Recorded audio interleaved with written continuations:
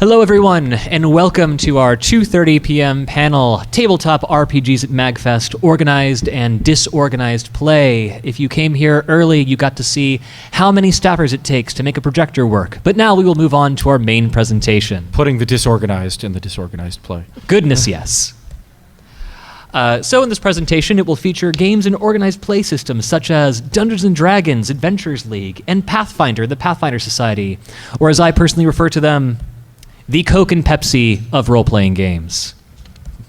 But we also have disorganized play systems such as Pirate Borg, Magical Kitties Save the Day, Mothership, and Kids on Bikes. Or to continue that metaphor, the Dr. Pepper, Sprite, Fanta, and A&W Root Beer of tabletop RPGs. And finally, to really drag this metaphor into the ground, indie tabletop games such as Tiny Mall Wizards. You can check out anytime you like, but you can never leave. Axolotl with a Gun, and Death Cap Sauté, the RC Cola Mountain Dew Sprite Winter Spiced Cranberry Edition, and Dr. Pepper Strawberries and Cream, it seems. It got really hard to find more soda types as it went on, so Bless you for the work you did, though. I was doing all I was trying.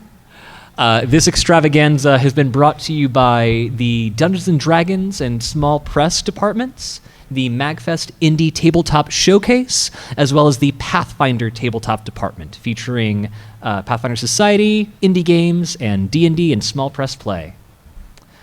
These are the contact information for these sites. We'll be sharing this multiple times should you all ever have questions or want to learn more about our offerings.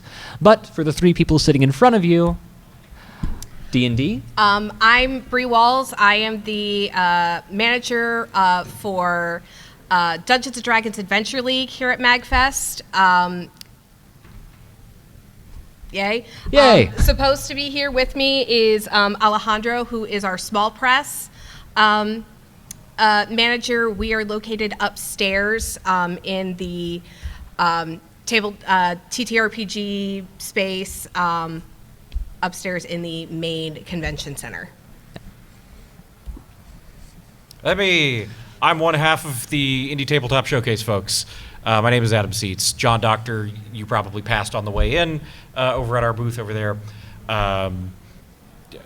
You can get a hold of us at mitts@magfest.org. We'll be here most of the weekend. I will not be wearing the Tingle costume. Dang it. Can they ask you where they could get their own Tingle costume? Yeah, that was bespoke for what it's worth. I'm so happier to learn that. And my name is Casey. I am the department head for the Pathfinder or Paizo Organized Play departments. We are also in the top nosebleed section of the main Gaylord, and we'll be running games all throughout MAG, which you will hear about shortly. Everything in this presentation you can find online by either scanning this QR code and or following the URL link. Scan the code now if you want it immediately. Take a picture and follow the URL if you would like to follow up on this later. We will also share this slide at the end of the presentation as well, should that suit you better. Pause for photos. And as a quick disclaimer, everything in this presentation are our own personal experiences and opinions, therefore are not to be taken as cold, hard, concrete facts. We are human, we are fallible, we are also all staff, and are probably running on 8 hours of sleep shared between the three of us.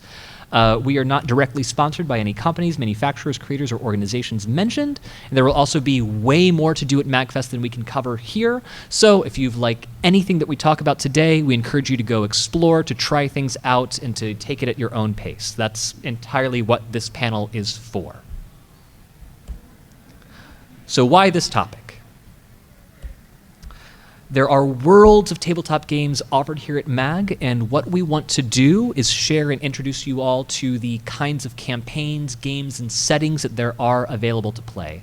Some may be very similar to your home game or to your local game shop game, but there are offerings that are convention-specific or indie games that are being showcased. And just want to make sure that you know the full breadth of offerings to invest whatever you want your time to be. Outline, introduction, already got through here. Role-playing games at MAG, we're already working on that.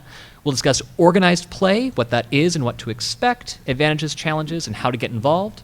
We'll then switch to disorganized play, what that is, what to expect, etc.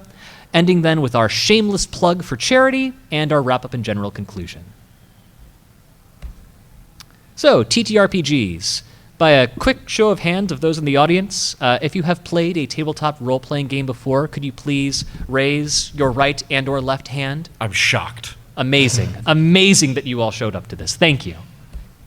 So I'll skip over this. A role-playing game is an interactive story and yada, yada, yada. We all know that. An important thing to know for games in general and here at MAG is the social contract. I can talk, but Bree, this was more in your wheelhouse?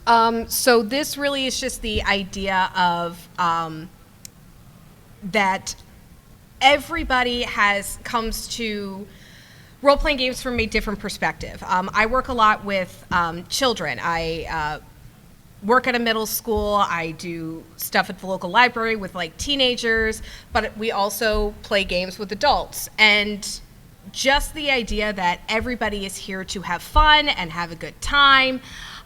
So don't, the idea that games, whether they're organized or disorganized, it's not meant to get anybody in their feelings. It's meant to be, a fun experience for everybody. So we advise, kind of at the top of this, of just everybody follow Wheaton's Law, which if you don't know what that is, you're too young to be here, and or please go Google it.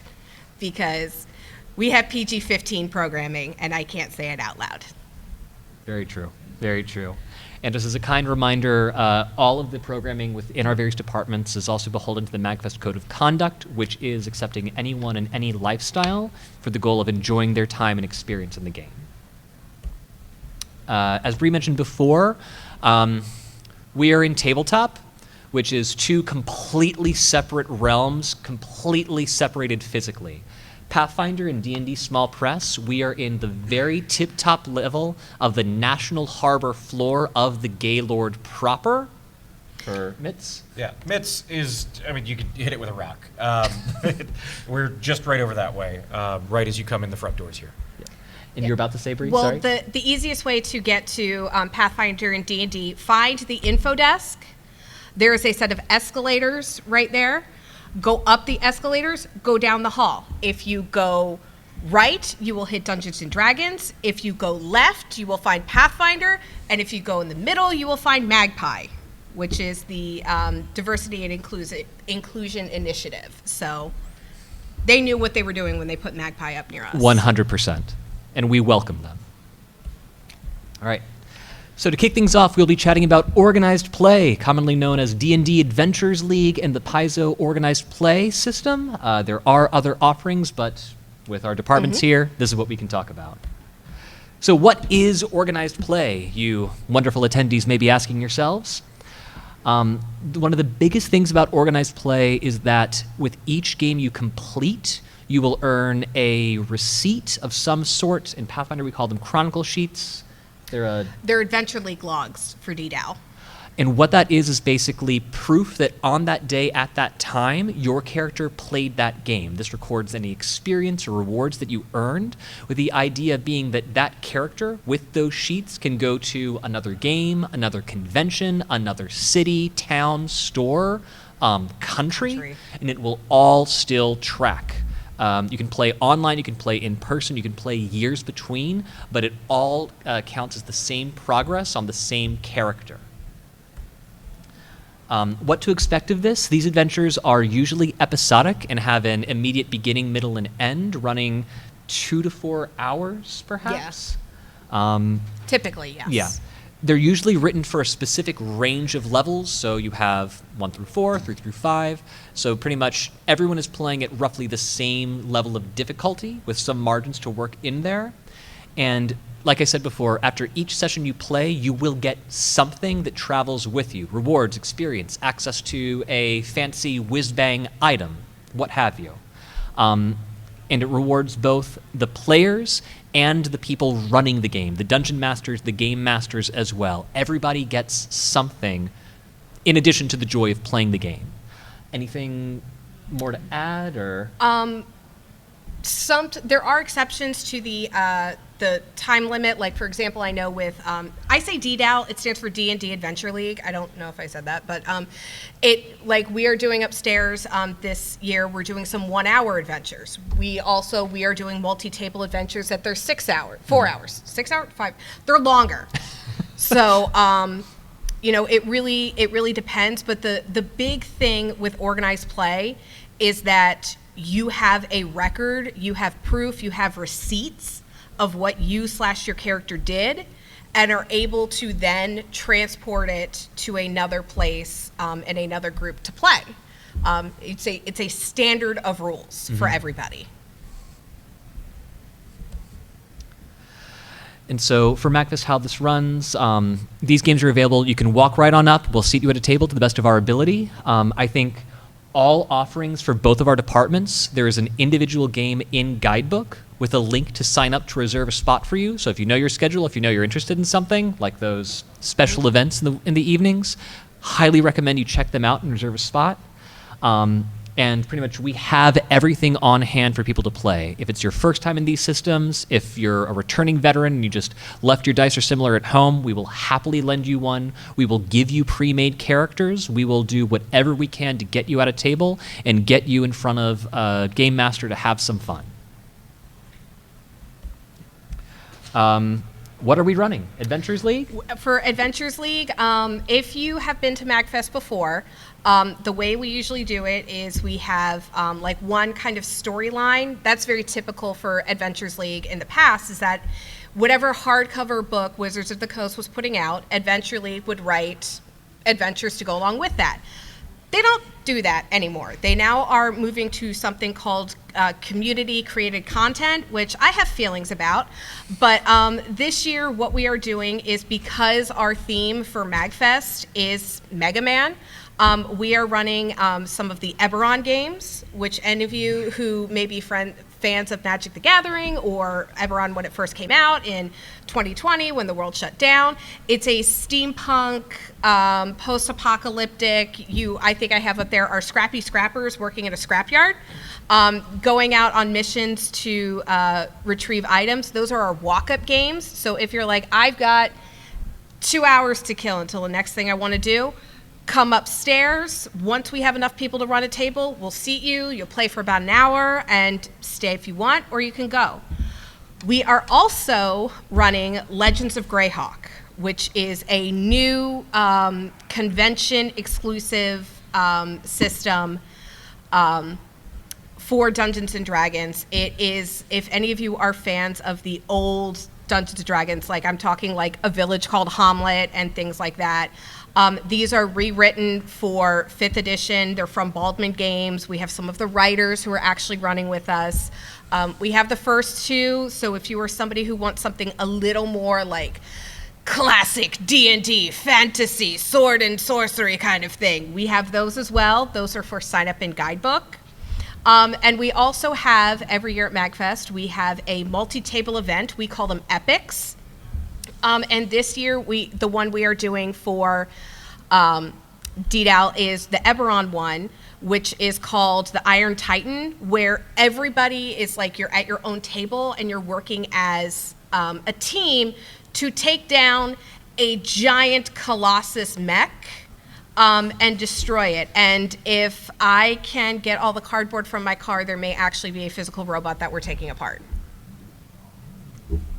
I am stunned and speechless with envy of that, because I certainly could not pack a giant cardboard mech into the... I have a teeny tiny car. You should have seen me driving in. It was insane. How many friends' hands did you have holding it down to the roof as you went along? It was just me. My God. It was not the smartest move. If there were children in here, I'd be like, do not try it home. But also, like, I'm not a cop and I'm not your mom. Do what you want. Sounds good. To hop through the Pathfinder Society offerings, we're running Pathfinder Society, Organized Play. You are a member of essentially the Indiana Jones of Adventuring League. You travel the world in search of mysteries and lost lore. And we are running a multi-table special Friday evening from 8 to midnight. The Society has partnered with the World's Guild of Holy Assassins to take down an insurgent group acting in the assassin's name. We are also running Starfinder Society. If you like your role-playing with pew-pew lasers and starships, come check that out. It is the newly released 2nd edition, so if you want to be a legally distinct cat Jedi, a telekinetic cockroach with magic powers and a chainsaw, or a heavy armor machine gun wielding space lizard, come check out those games. Those are all legitimate characters that we can hand you and you hit the ground running with. Tag yourself on the space lizard. Exactly. That just sounds like my friend group. I mean, we aim to be target the right demographics. And I apologize. I realize we're taking the lead on this. Anything for organized play that thoughts, comments so far? Actually, we do have some organized play in MITS, which I didn't realize when we were doing this. But it's mostly in the way of tournaments. There are some, if you look in the guidebook, you will see under MITS, some of the indie devs have put under tournaments, either directly for their game or just scheduling demos. Those are as close to organized play as we will have over there, just because they are contained things, contained offerings that are going to be the same no matter what, because all the devs are offering them that way. Because you say it's a tournament, I know both the Pathfinder and D&D games, those are all like collaborative and cooperative. Are the tournaments more like a competitive style of the games, or are there like the group against the game offerings, do you know? I will say that I know that there are several card games and competitive board games that we have, some of which overlap with role-playing. Okay. And so I know that those are all competitive. But I know there are a few folks in there, actually quite a lot of folks in there with RPG stuff, and I know that those are all like, well, when we get to MITS stuff, I know there's at least one that is a self-contained adventure that is exactly the same every time, which is as close to organized play as I think we're going to get. You somehow have a one-sided dice that Yes. it just keeps everything consistent. Exactly. You folded reality to make that. It's Amazing. It's a Amazing. it's a double-headed coin. It's the same. You flip it, and every time it's the same thing. You'd be like, oh man, who knew? I truly never thought of that until now. I have to. It's like, this is my D1. It's a coin, yes, but check both sides. Anyway, organized play, how it's run. Games are typically rated PG to PG-13 for content. They may have tags for this features, more as much gore as like a Saw movie may have. This may feature, I know one that we're running has tags for content dealing with like illness and kind of like an outbreak situation and stuff like that. They typically try to keep it at that rating or lower, but of course some GMs, I always default to like cartoonish buffoonery because I literally went to clown school. Others may be better at like emotional heartstring tugging and what have you. But a lot of them try to encourage nonviolent solutions, so it's just not a band of psychopaths murdering their way across the countryside. They're social psychopaths talking their way through the countryside. I believe the preferred term is murder hobo. Yes, that is the common parlance in this case. A homeless murderer. And if you are signing up for these games in advance, in Guidebook, it does have our content warnings Yes. in there. I believe the content warning that is extreme as it gets for DDAL is cult behavior. Yeah, there's nothing really egregious, but we do just try to give all the players and game masters a heads up of what to expect for those kinds of situations. The vast majority are all pretty much learn to play friendly. If it's your first time, we will happily take you on board. Game masters are more than willing to kind of teach as you go, which is my preferred learning style. That doesn't mean that there's not anything there for veteran players, but that we are happy to kind of in that same breath, feel free to try out a new class, a new opportunity, give something new a spin if you have the chance. I think we all try to yes and whenever possible. I will say, at least for Dungeons and Dragons, our 1 hour games are really more of our quote unquote beginner games because they are a little more casual, they're walk up, etc. Are games that are for like our higher level games and things like that, you would sign up. Like, we're not going to turn you away, but like you would sign up for them in the guidebook. Those are things that are going to be like our higher level, like character level stuff. So The assumption or expectation might be that you have played at least a bit before, or have Yes. gotten a character to that you point. know which one is a D20 when I say that. Yes, yeah. Similar we're doing 2-hour-long quests for Pathfinder, great introductory sessions. The higher level ones are like, you have to build your character up to that Yes. point. You can't just jump in at level 9, for better or for worse. So a big thing is before each game begins, players will have to fill out a sign-in sheet or a tracking sheet given by the GM, and then at the end of the game, that is turned into, the department, and then each player will receive their own chronicle sheet, their record, their log, the John that says, at this date, at this time, at this place, you found and earned X, Y, Z. This is what you hold on to because it is basically the loot box, the traveler's backpack of all of your supplies and what you found. And I will say that when I run, very rarely will people try to cheat the system. I mean, again, kind of the social contract. We're all there to have a good time. We're there to have fun. But if you walk up to my tier 3 table with a +5 Vorpal sword, I'm going to want to see receipts. I want to know what module you played, when, and with who, and why do you have that? Because I'm not going to call you a liar. I'm just going to say I don't believe you. So until you can show me your receipt, I'm not going to let you play with that. Have you ever been audited by a rules lawyer? It's an incredibly long process. So some advantages of organized play, why we think people might be interested in this. It gives a standardized and balanced experience for all players. Due to the portability and the nature of the game, there are more restraints on rules and interpretations so that it can travel and be open to everyone. The modular approach, the fact that sessions are within specific amounts of time, they're all self-contained, mean that you can plan a schedule around it, either at a convention or at home in your daily life. I say organized play is for people with busy lives and schedules because, for better or for worse, a game may happen without you, and you don't have to worry about it in that regard. And on that note, you can participate as much as you choose to. If you try it, you like it, you love it, great, sign up for all you want. If you try it, not your cup of tea, no harm, no foul. No one else's game is dependent on you showing up. Characters progress through trackable means, as we've been saying, so everything you earn sticks with you. If it's your first time in a game or first time in a system, kind of having those guardrails, having those bumpers for the rules may be advantageous rather than going completely off script for however much you want. And I think, at least for Pathfinder, and please let it know how it is for D&D, all of the adventures come from the authors, the publishers, from, imaginative, competent individuals who are way better at telling a narrative than I could ever be in any of my home games.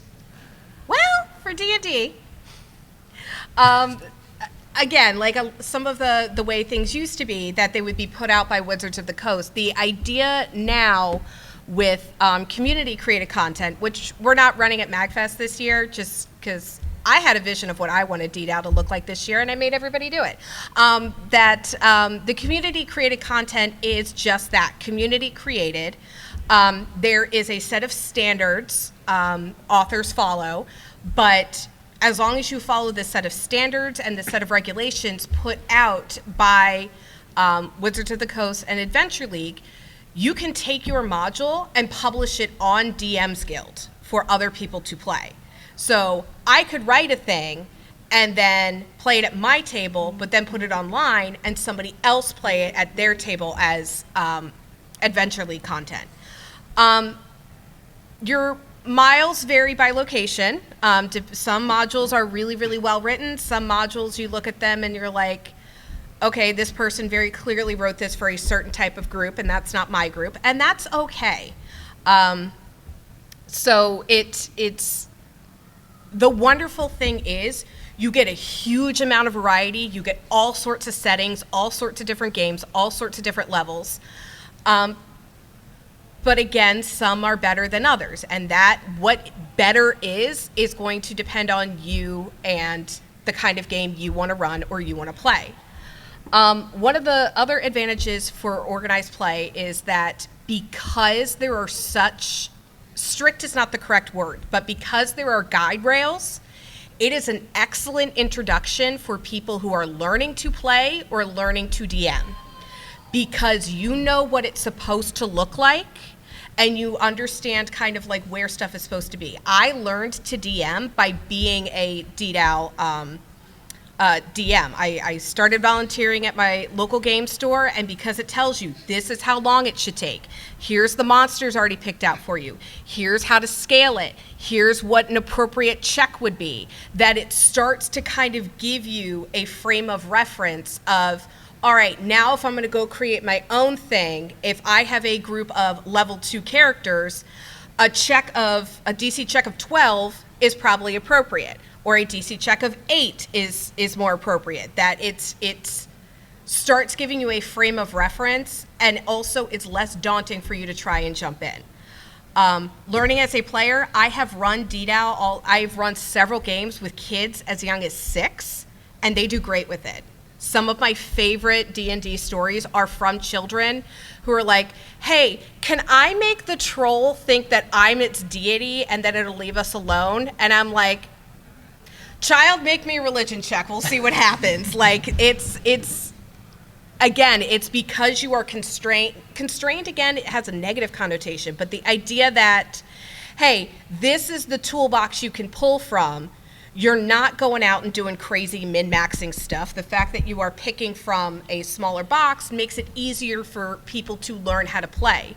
So if you are trying to convert somebody, I mean get them to start playing D&D, Adventure League is a good way to do it, because again, constrained time frame.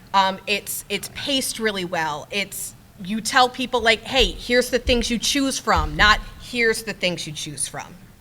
It's the metaphor that I like to use is, rather than having to be like the screenwriter and the director for your actors, you're given the script, you're just interpreting it and relaying it to your players. It is a wonderful learning tool. It's how I learned so much on how to GM, but also how to be a better player as well.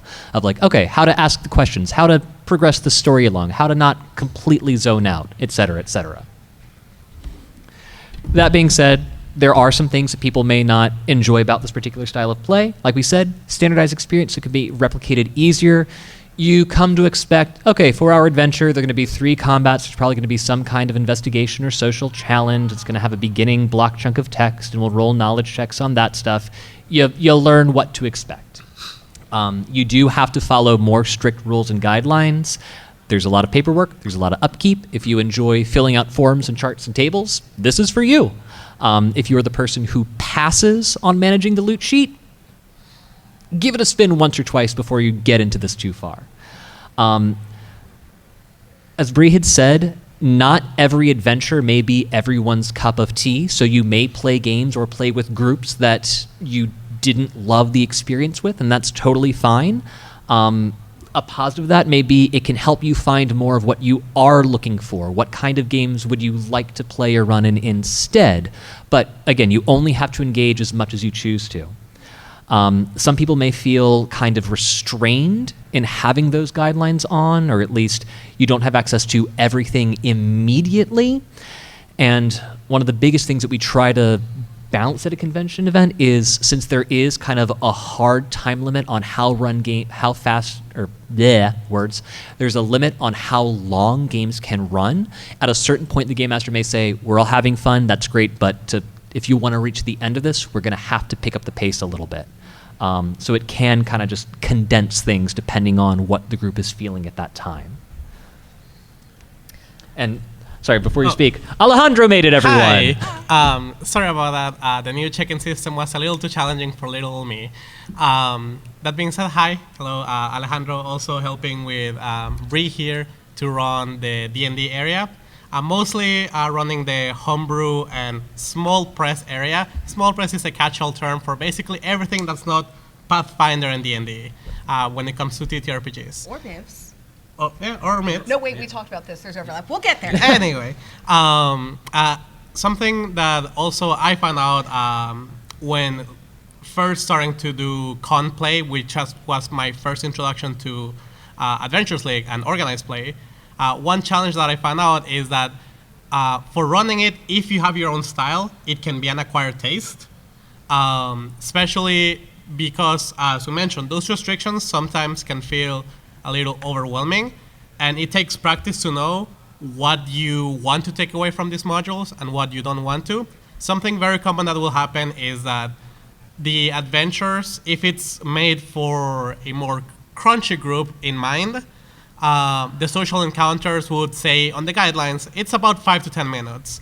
But if you have a really social table that likes the roleplay, that can really extend, and then the crunchy combats that are in there can just overwhelm you time-wise. So you need to learn how to read the module first, take your time with it, and understand what it means so that, hey, if I want to give my players the option to have a longer social encounter, I need to tone it down a little bit in other areas. Maybe the exploration portion, instead of being 5 skill checks, it's only 3, which cuts down on time that you can allocate in the areas that matter more to your table. Even if you're running the same module, which happened to me the first time I did it, I ran Introduction to Spelljammer Academy for Adventures League. I ran it 11 times, and not one time was the same because everyone always did something different as soon as the module started.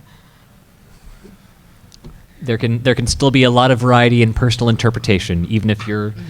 I ran an introductory module years ago, and one of the themes, the big bad was an adolescent harpy who had found a magical MacGuffin of enchanting, and so pulling from the deep well of teenage angst that I still cling to, I basically did the harpy's enchanting song to a different Linkin Park '90s hit with every table that played. My voice suffered, but the tables loved it.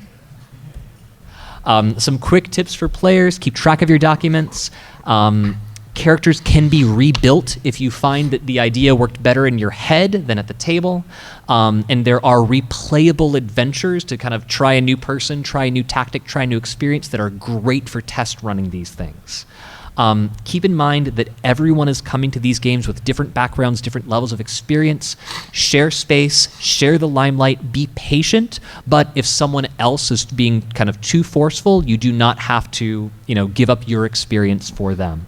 Work with the game master, work with your organizers. Everyone should have a good experience and take something from it. And then, as many of us have said before, organized play is a great way to introduce new people to a new system, or just in general. More on organized play. This is a previous panel from a few years back where they discuss the D&D Adventures League. For time, we're just going to skip past, but this is in the copy of these resources that will be shared at the end of the presentation. And then how to get involved. Well, here at MAGFest, if you scan that QR code, it'll take you to the attractions page where you can sign up for D&D, Pathfinder, workshops, either of our epics or specials, etc. But again, these are all listed out in the guidebook with the same direct links to sign up for. So choose your own pace, choose your own path, sign up for what strikes you.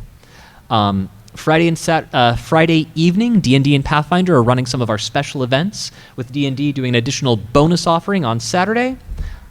Technically, it's Homebrew that's doing the. D&D is technically doing our stuff on Saturday. Technically, it's Homebrew that's doing something on Friday, but we'll get there. And we dare not speak of it now. But you can create a character or bring a pre-made one, or choose from any that our departments have for you, and anything you earn will travel with you. A quick asterisk on that. For organized plays, for those of you who are not familiar with the terminology, an epic adventure basically means an adventure where multiple tables at a time, in our case I think it's 14 for D&D, 7 for the Homebrew Epic, are running the same adventure. Essentially, all of you are doing a group effort in an adventure where you're looking to score points and essentially beat a certain mark. Some epics are more table versus table. Basically, it's a competition of who can get the most points towards the end goal, and some are more co-op, where the objective is there's a total amount of points that you guys have to get, and every table pitches in, and if you reach it, you win, and if you don't, oh well.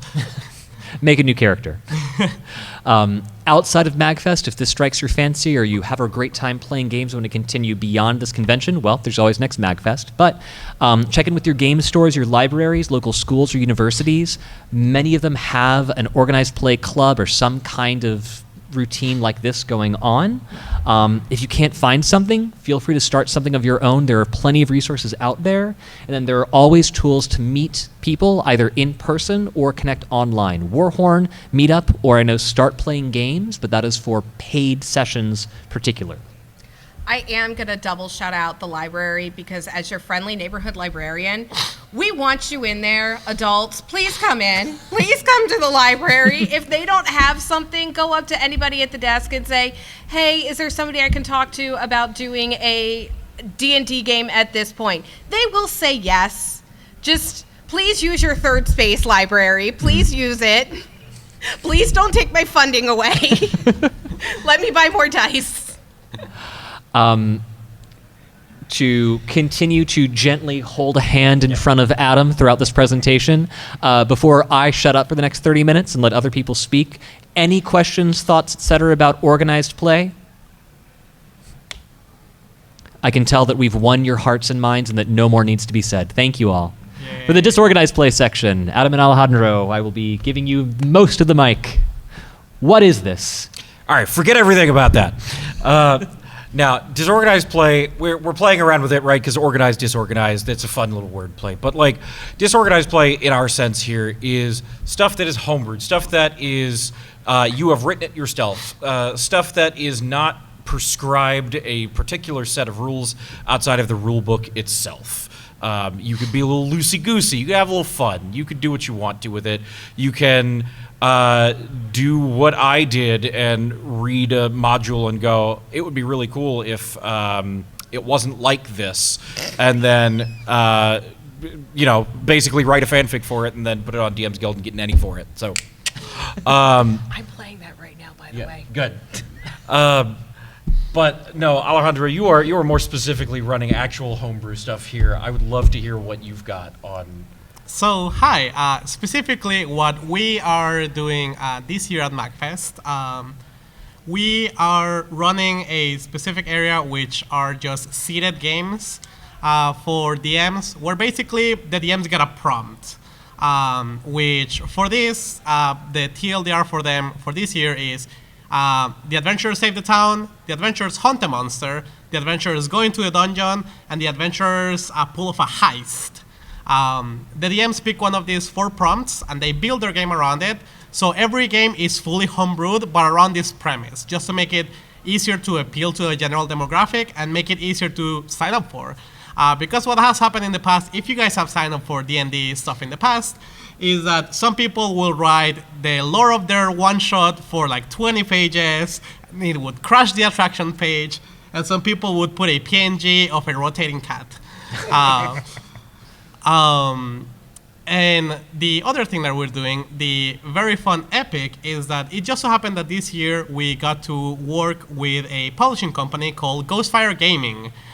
Some of you might be familiar with it, but they basically do third-party content for D&D. And their most successful IP is Grim Hollow. It is basically grim dark fantasy take on the normal D&D mechanics and introducing something that is technically from really old D&D, but adapted to a more modern take that is less punishing as before, which is transformations. Transformations speaking of, hey, you know what would be really cool if your barbarian was also a werewolf? Or if the warlock was also a vampire, if the cleric was also a seraph.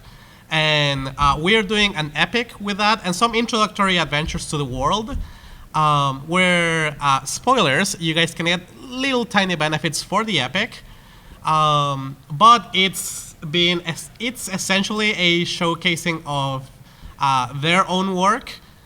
They have been very kind to share with us all that content. So please feel free to sign up. I promise it's very fun, and even if it sounds a little bit scary, we always put your advisory stuff at the top if there's any themes that would clash with what you would get out of the experience.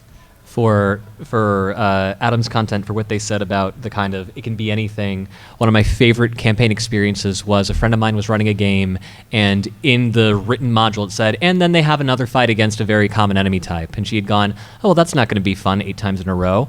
I know. And the party was magically transformed into stuffed dolls and competed in the renowned Puppet Games, a series of Toy Story-esque physical competitions and challenges, which was way more fun than the 8th combat we had that day, rinsed, repeated. So really, let your imagination go. Yeah. But Alejandro, it's not just like D&D that we've got big, wild homebrew things for, right? Like, Oh, yeah. I seem to recall a particular thing. That is correct. Something else that is in the works, which very excited about, even though I'm not the most familiar with the system, is we got to work with the publishers for the system Mothership, Tuesday night games. Mothership is basically your TTRPG exclusively for sci-fi horror. The point of Mothership is that most of the time you are found yourself in the plot of a sci-fi movie. It could be an shape-shifting alien has infiltrated your crew. It could be that a monster has shut off your life support, and now you guys have to find a way to solve that. And it's, as per usual with sci-fi movies, it's how the ingenuity of the players can overcome usually a disparaging amount of threat that could kill you at any moment. And for this year, Tuesday Night Games is actually letting us showcase and debut their latest module for Mothership. So if you sign up for any Mothership games in the D&D space, in the TTRPG space up above, that is the module that you guys will be doing. No spoilers as to what it is about. I think there is a very tiny description about the system, but not about the module. So if you guys want an experience that literally no one but playtesters has had for Mothership, feel free to do it. So if you're a beginner, it will still be as fresh as to someone very seasoned in the system. Feel free to sign up. It's very, very exciting stuff. And I know that Adam as well wanted to sign up at some point. Yeah, I don't know. I love Mothership. Mothership's good. The bad guy's always capitalism. Sorry, spoiler. But What? Capitalism I thought is capitalism bad? was going to save us. Shocked gasp. I know. It turns out you can't buy your way out of space horror. Wow. Oh, man. I could have sworn that the game was somehow based around you and your crewmates going around a ship trying to deduce who amongst you is some kind of imposter while fulfilling common, routine, and yet mundane tasks to decide who among you could be this horrible monstrosity. I'm gonna stop you. I can't. I have so much more shtick that I could work through now. Nope. And then you land on a planet and you have to like so about filter the leaves out of MAGFest Indie a... Tabletop Showcase, I will say we do have, it is roughly half of our total developers here are TTRPGs. Most of them are running demos. A couple of them have specific like blocked off time, like in the guidebook app. You can go look for it. They will have it where you can just sign up for it. Truly though, just come on down. The developers are going to be there most of every day. We have asked that they are there at least 8 hours a day, every day for MAGFest. Their booths are going to be set up, so if you get there and you see something that looks cool and they're not there, they'll be back. They'll have their contact information. But I will say I very much appreciate the people that we grabbed into this because in terms of disorganized play, if you will, there are all kinds of things. Like there are diceless RPGs. There's one specific one that you and another person sit on opposite sides of a closed door reading prompts as you find out that one of you has been bitten by a zombie and you are experiencing your last days together. It is very sad. I cannot recommend it enough. That is called The Time We Have. But it's all cards. It's just card prompts, man. Like, it's just role-playing. It's that pure stuff. No math rocks here. But no, there's all kinds of stuff. I did include a highlight of as many of them as I could squish into this. But truly, there's like, of the 32 people, which I think is actually 29 people now. Oops. But truly, like about half of them are TTRPGs. You will get experiences from, like I say, being sad in the zombie apocalypse to living out the TikTok video of that very tiny wizard in a mall. Look, man, It's all over the place. It's great. That is not a joke. That is actually one of the offerings. No, hand to God, it's over there. That's Tiny Mall Wizards is what it's called. But the great thing about this is that some of these games are still in development. And that's sort of the big deal, as opposed to, I think, the rest of the spaces around here. MITS will have stuff that is in development, so you can come meet the developers, you can give them your feedback, you can politely tell them that you hate their game. Please don't. But no, truly though, people really do want feedback. So if you play through their game and you're like, I don't know if I vibed with this, I don't know if I understood what you were going for here, that's valuable. They'll ask you for that, and it will help make their games better. Likewise, there's people who have just funded their games who are, showing stuff off. There's people who have had successful Kickstarters that are fulfilling here. So it's, like I say, there's all kinds of things. It is something for everyone, and truly it is, if you're worried about the Adventurers League and Pathfinder Society experiences being very predictable in terms of knowing that if you're going to go pick up a game, it's going to have 3 combats and 1 social encounter and no, it's the Wild West out there. Have fun. Go look for things in MITS because you're going to find something weird no matter what. Beautiful. Can y'all talk about any of the advantages of organized play, either rehashing what we've been discussing or if there anything hasn't come up yet? Why people should play these kinds of games? I mean, I will say because they suck. Like, I don't know. Like, what am I? No, I will say I find it much easier as someone who GMs a lot to, like, if I do want to, as the youth say, put my own stank on it. I am someone who does not like being constrained by Adventurers League rules. I don't think they're bad. I just don't like it. It's not my style. So I do like being able to be like, you know what? I don't like that this adventure says that you're going to get this thing because I don't think that makes sense for the game we're playing. It would be much cooler if you did this or if you got that. But that's just me. I like a lot of interpretation room, fruitful void, as we call it sometimes, for spaces to explore as we're playing games. That's just me. What do you think, Alejandro? At least my personal experience with it was when I first started running D&D, my TTRPG of choice mostly, the first thing that I fell in love with was basically like a mad scientist, make my own Frankensteins. What if I grab the Hydra's ability to have as many reactions as it has heads, but instead of using opportunity attacks, I give it counterspell. And now I just have a Hydra that just shoots counterspells everywhere. It sounds weird, but to me, that process of trying to get it just right, especially for my tables, when you do something more long-term, it can be very customizable, something that not necessarily attacks, but like is a nice contrast to the abilities and the advantages that your players have built up over time, and putting new challenges for them that they literally have no way of previously preparing for because it's such a custom experience. And part of that process also, and it's something that to a certain degree you can pick from organized play, is that there is some guideline for how to balance encounters on the fly that is very prevalent through disorganized play, but less so in the moment and more so like overall. You can adapt from what happened in this session, and next session you change things around with whatever prep you have based on the information that you had before.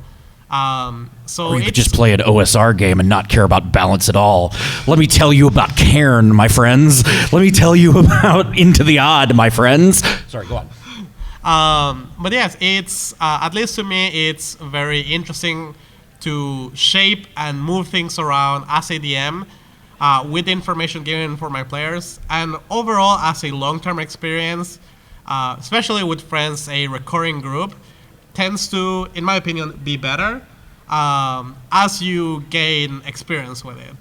Plus, it's always fun to see how long it takes your players to realize that the evil mermaid that you put in your game is just Ariel spelled backwards. It took them 10 sessions. But hey, they figured it out. Better than 5. Better than immediately. I will say it does also give you the opportunity where if one of your players suggests something really cool, and in an Adventurers League module or whichever, it might be like, hey, sorry, this is the prescribed way to get through it, or like these are the things that we have come up with that are acceptable answers. If they're like, but it sounds like this bad guy might actually be, I don't know, a good guy. Like, we've all seen the people who love Loki, right? I'm just saying, being able to take what your players say and be like, that's way better than what was written. We're gonna roll with that. Or sometimes you just make your DM of 30 years just sit there. I played the adventure Blue Alley one time, where what you have to do is you have to write your name in a book to enter an alley and start the adventure. It's a barrier. You can't go in. I, for a reason that doesn't matter, picked up the book and threw it down the alley. The DM, who has been DMing since first edition, is flipping back and forth through the module, and she's like, I don't know what to do. And it was like, that's the limit of this. And getting back to Casey's metaphor at the beginning, D&D and Pathfinder are Coke and Pepsi for a reason.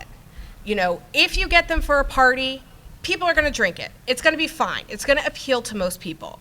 When we get to small press and disorganized play, and you get your more specialized things like your root beer and your ginger ale and your Fanta and whatever, they're going to Dr. Spice, Strawberries and Cream, Winter Spark Edition. Winter Spice Edition.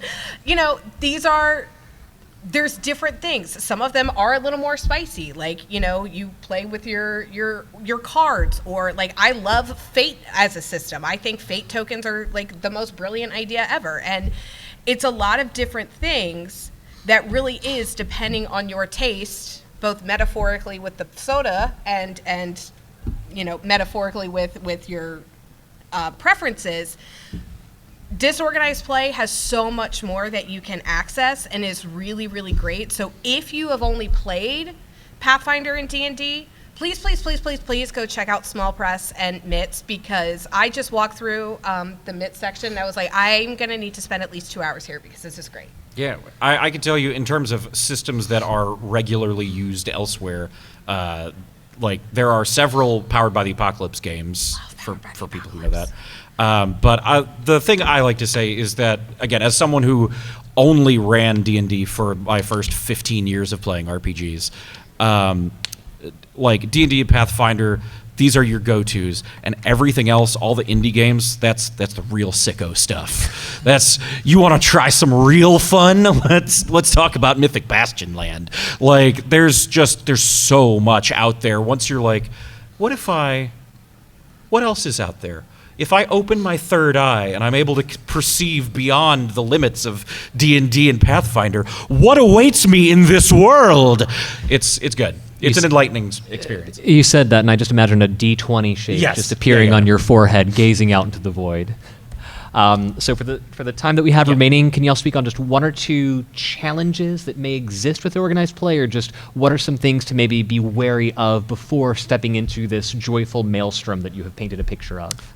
I can say that on the GM side of things, you have to be good at improv. Like, that's because you don't know what. If you're just improvising, you got to improv. If you have decided that you're gonna take it out at you got to read the module, you got to know, and then you got to be able to just spin it how you want. And as a player, it also means that you need to be good at talking to your GM and setting boundaries and having that sort of session zero conversation to be like, hey, what are our expectations here, just to make sure that we're all on the same page, and that I'm not here wanting big crunchy combat and the GM just wants social encounters, and I may have some things that upset me that I don't want to see in games, and the GM's like, I am so in love with all of those exact things, and they are all over this. Yeah, but if you're picking up a system that you're unfamiliar with, I've had trouble with trying to understand, if I don't have a design or something in front of me,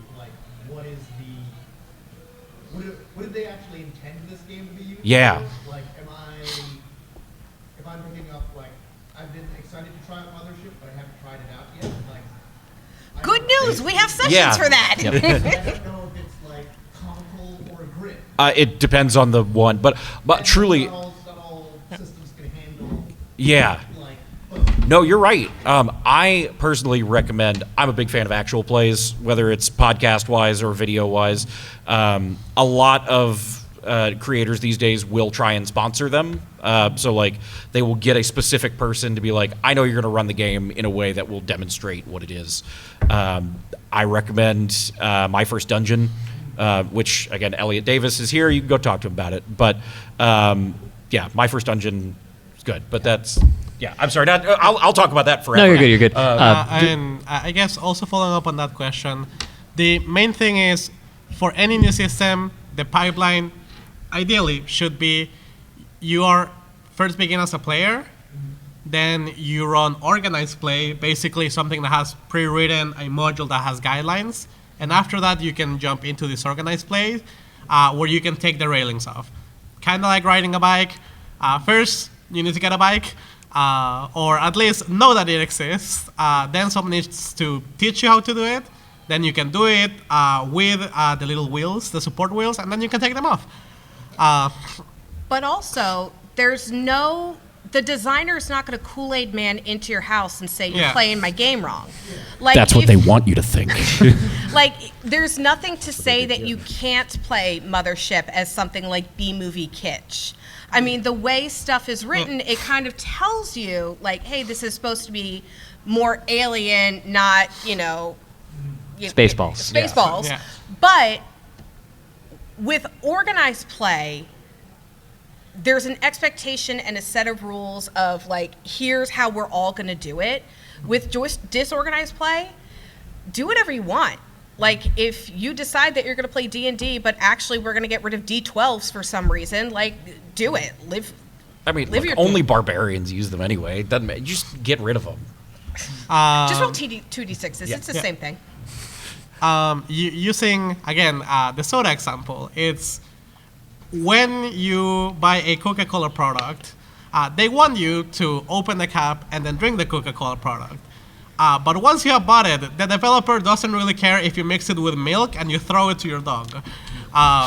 You shouldn't do that, sure, but if that is to you a net positive experience, you already have the product, the sky is the limit for you, and most to that would be something that can be fun once you're familiar with the system is to break the system.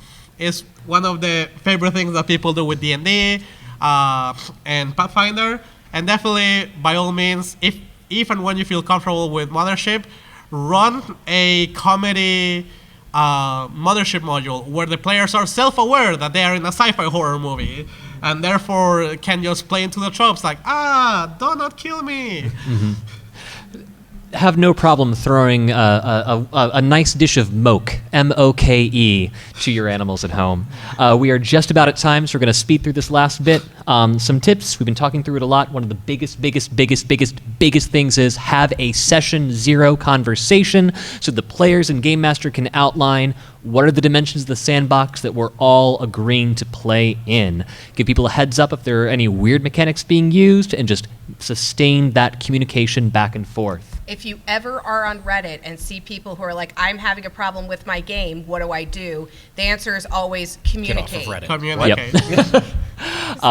Log To, off on Reddit, to talk to plug your a few players. people who will be coming in later at MAGFest, Obsidian Brews. They're going to be presenting Friday evening. They do a lot of work and discussions around the marginalized player experience in tabletop RPGs. We also have Liv and Sloan, who do a great presentation on how to really make emotionally gripping, knife-twisting villains and antagonists for your campaign, whether it's in combat, whether it's through social encounters, however you want an adversary for your party. They give a really great presentation on how to build that up. How to get involved here at MAGFest. Go up to D&D's Small Press Games, walk maybe not through this wall, but Kool-Aid man. around the Kool-Aid person through the wall. Just, you heard it from Adam. They said so it's Yeah, it's totally fine. Check the list and guidebook, sign up for games if needed, or just chat with the developers if you're interested in. And then in your community, use those organized play tools and opportunities to start identifying the people and places that you may want to play and join these games in. Check in amongst your own friend group. Say, hey, I have an idea for a game night. Who would be down for this? And a big thing is, if you have a lot of gamer friends, put it on a rotation so you do not become the, quote, forever GM, unquote. And also... yes, another little secret for me. I'm the secrets guy here. On Sunday, we're gonna be doing something for the first time here at MAGFest that I actually do about once a month, which is a campaign pitch night, where people can come and pitch their games as game masters, whatever module, whatever system, whatever frequency of time, online, in person, whatever they want to do. And after all of that is done, I unleash them into the piles of players to exchange contact information if they wish to do so, and form their own disorganized play groups. In my own experience, it has been extremely successful. The reason why I do it every month is because I keep hearing stories about, hey, I also wanted to get into D&D, I never could do it, I came to the pitch night, I found a game, I played it for 1 year, we finished the campaign. And not only am I so jealous of them, but I'm also very happy for them. It is always heartwarming to hear how people discover a system that they love, got lifelong friends out of just coming one night, hearing someone pitch and being like, yeah, I'm down to play D&D every other Thursday. So yeah, come Sunday and find a fitting for you. We are just past time, so we're going to speed through this. We're doing a lot of things for the benefit of charity.